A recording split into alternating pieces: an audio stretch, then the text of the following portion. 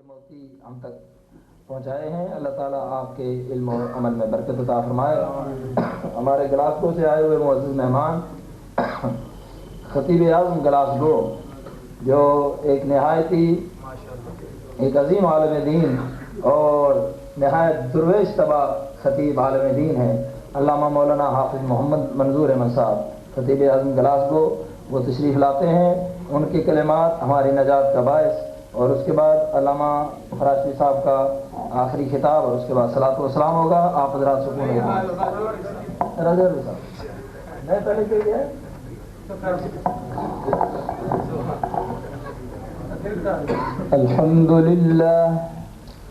الحمد للہ رب العالمین والصلاة والسلام علی من کان نبیا والصلاة والسلام على من كان نبيا وآدم بين الماء والطين وعلى آله وأصحابه أجمعين، أما بعد فأعوذ بالله من الشيطان الرجيم، بسم الله الرحمن الرحيم، يا أيها المزمل قم الليل إلا قليلا نصفه أو انقص منه قليلا أو زد عليه ورتل القرآن ترتيلا۔ بیاں ہو کس زبان سے مرتبہ صدیق اکبر کا، ذرا مل کے 2 منٹ۔ بیاں ہو کس زبان سے مرتبہ صدیق، بیاں ہو کس زبان سے مرتبہ صدیق اکبر کا، کہ یار غار محبوب خدا صدیق اکبر کا۔ بیاں ہو کس زبان سے مرتبہ صدیق اکبر کا، لٹایا راہ حق میں مال و جان کچھ اس محبت سے، کہ لٹ لٹ کر حسن گھر بن گیا صدیق اکبر کا۔ سفیر قرآن حضور قبلہ قاری غلام رسول صاحب اور علماء ذی وقار، حاضرین باتمکین،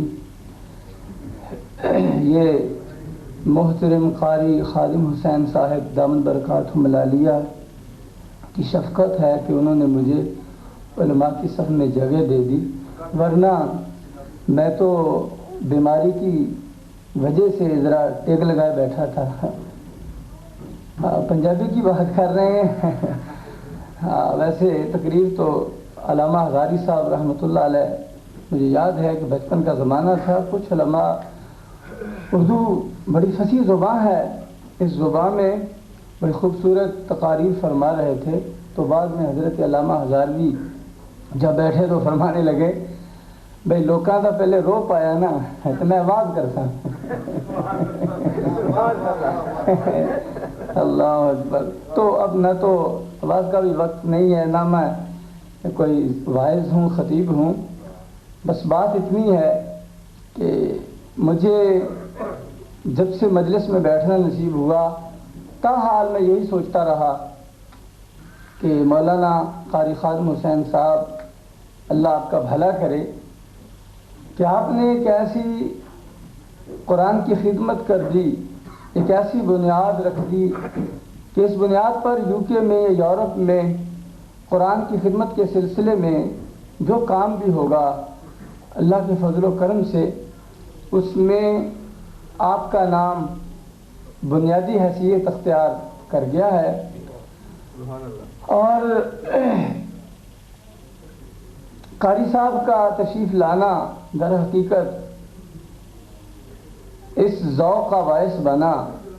اور ساڈے پنجاب وچ رواج ہے کسی پنڈ وچ پہلوان آ جائے نا جی بڑا سارا پہلوان آ جائے تو اس پنڈ وچ چھوٹے چھوٹے نیانے بھی لگوٹے کس لیندے نے.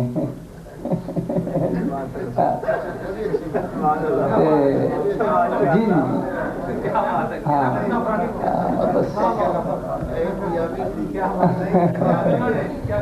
ہاں جی اور پھر کیس کٹھا کری دا نا قاری صاحب پہ تسی کی سلوک کیتا ہے گا ایسے سارا پنڈ کے کٹھا کر کے تو پھر وہ پہلوان نوں پہلے تے خدمت کری دی تو پھر اس تو بعد پھر ایک جڑا کوئی زیادہ اس فن دا شاعر ہوندا سی وہ منتظم بن کے تے بڑے سارے دنگل دا بندوبست کردا سی. چھوٹے چھوٹے کھلاڑی بھی آج کشتی کرتے تھے. تو بہرحال اس کا فائدہ یہ ہوتا تھا کہ ذوق پہلوانی نصیب ہو جاتا تھا. اس سبب سے تو قاری صاحب ایک ذوق دے کے ہمیں جا رہے ہیں. خدا کرے یہ ذوق زندہ رہے اور انشاءاللہ زندہ رہے گا. ایک زمانہ سے سنیا کہ وہ عرب میں کوئی شخص حج کرنے گیا ساڈا حافظ صاحب انہیں جا کے قرآن شریف پڑھیا. قرآن پڑھیا تو بڑا یقین سی کہ بڑا سونا قرآن پڑھتا میں. انہیں حرم شریف کے کسی عالم دین نے کہا کہ جی میرا قرآن شریف سنو. وقت کوئی نہیں کسی شاگرد نے کہا تھا کہ حافظ جی تسی قرآن سن لو. انہیں بڑے ذوق شوق نہ بڑی احتیاط نہ بیٹھ کے سورہ یوسف کی تلاوت کی تھی. بعد وہ قاری صاحب اپنے شاگرد کو رپورٹ مانگتے ہیں کہ ہندی نے کیسا قرآن سنایا ہے, ہندی کو قرآن کیوں جا پڑھا ہے. تو انہیں ہنس کے فرمایا کہ حضرت یوسف علیہ السلام نے پراواں اتنا ظلم نہیں سی کیتا جنہ اس سورہ یوسف نے کیتا ہے. قاری صاحب غلام رسول دعوت برکاتہ ملا لیا. اللہ اکبر, اللہ انہوں کی عمر کو دراز فرمائے. سارے کلاس کو گیا تو میں حیران ہو گیا جو جیسی بچپن سے ویکھتے سا وہ جی نہیں. یہ قرآن کی برکت ہے نا, وہ نبی پاک کی حدیث ہے. حضور نے فرمایا کہ اگر ارذل العمر یعنی بڑھاپے کی مصائب تو اگر بچنا ہے تو قرآن نہ محبت کرو. اور نبی کریم صلی اللہ علیہ وسلم کی اس حدیث کی حقیقی جو یعنی صورت ہے, یقین کی صورت ہے, وہ اللہ کے فضل و کرم سے قاری صاحب کا وجود اقدس ہے. اور قرآن اس لحاظ سے بھی معجزہ ہے کہ تورات اور انجیل دنیا کرسچن اور جوئش نے بڑے بڑے جوشیلے شعلہ بار مقرر تھے تو ہمیں دکھائے ہوں گے, لیکن آج تک تورات اور انجیل دا پرسوز کاری انہیں پیش نہیں کی ہے. کسی نے تجربے کہ تورات اور انجیل یا گیتا میں کسی نے انج پڑھیا ہوئے کہ بغیر سمجھو منہ جو سبحان اللہ نکلے ہیں. قرآن پاک کا اعجاز ہے بھائی کہ اگر تسی ذرا سمجھ کے پڑھنا چاہتے ہو, ہر ہفتے غور کرنا چاہتے ہو تو ترتیل نہ پڑھ لو. جے تیز تیز پڑھنا چاہتے ہو تو تسی حدر اختیار کر لو. تو جے اعتدال کی شکل نہ پڑھنا چاہتے ہو تو تدبیر کی صورت اختیار کر لو. چوتھی تو کوئی صورت ہی کوئی نہیں. یہ بھی اعجاز ہے. اور میں سمجھتا ہوں کہ اللہ تعالیٰ نے قرآن کو زندہ رکھنا تھا اور قرآن کی حفاظت کا ذمہ اللہ تعالیٰ نے لے رکھا ہے. اور اللہ تعالیٰ نے اس پاک کلام کو محفوظ رکھنے کے لیے اپنے پیارے نبی صلی اللہ علیہ وسلم کی امت میں ایسے ایسے لوگ پیدا کر دیے, انہیں ایسی دانش عطا کر دی کہ اس دانش سے ایسی ایسی راہیں وجود میں آئیں کہ مفہوم کے لحاظ سے, متن کے لحاظ سے اور لہن کے لحاظ سے قرآن محفوظ ہو گیا. اللہ اکبر. میرے آقا صلی اللہ علیہ وسلم قرآن کا پڑھنا, دیکھیے علماء کا سننا, ان کی زیارت کو آنا حقیقی بات ہے. میرے جیسے طالب علم کے لیے تو بہت بڑی غنیمت ہے کہ مہینوں مطالعہ کرنے کے بعد بھی وہ چیزیں حاصل نہیں ہو پاتی جو ایک مجلس میں ان علماء کی برکت سے نصیب ہو جاتی ہیں۔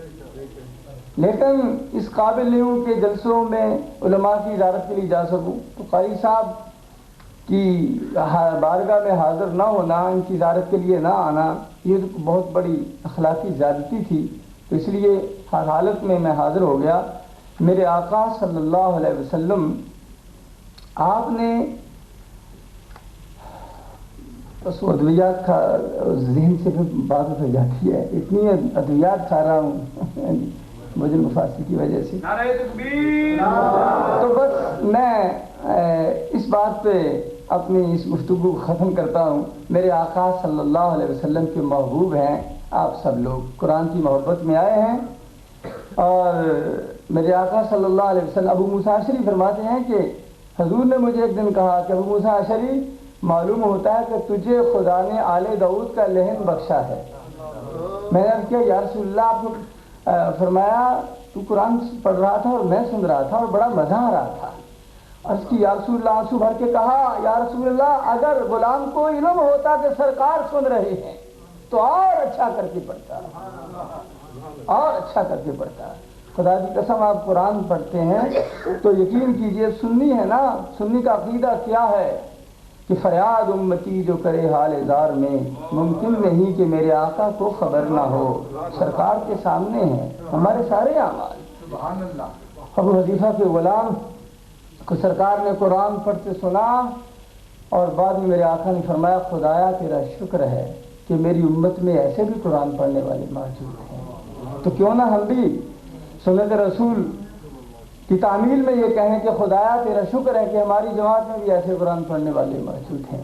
اللہ تعالیٰ ان کی عمریں دراز فرمائے، اور ان کے علم سے، ان کے فیضان سے ہمیں بھی اکتساب فیض کرنے کی توفیق عطا فرمائے۔ وما علینا۔ حضرات گرامی، حضرت علامہ مولانا حافظ محمد منظور احمد صاحب، کس قدر سادہ الفاظ اور کتنا جامع بیان۔ جیسے آپ نے دعا دی ہے، قرآن کرام کو ہم سب دل کی گہرائیوں سے دعا دیتے ہیں اللہ تعالیٰ آپ کو شفاء کاملہ عاجلہ نصیب فرمائے۔ اتنا طویل سفر کر کے آپ نے آج اس محفل کو رونق بخشی۔ آپ نے یہ جو چند جملے اس پاک محفل میں حضور اکرم صلی اللہ علیہ وسلم کی عظمت اور شان اور قرآن کے فضائل کے موضوع پر کہے، ہم قیامت تک اس کا کوئی صلہ کیا دے سکتے ہیں، ہم دعا دے سکتے ہیں اللہ تعالیٰ آپ کو جزائے خیر عطا فرمائے۔ اب محفل اختتام پذیر ہو رہی ہے۔ ہمارے پاکستان سے آئے ہوئے معزز مہمان جناب علامہ رجوری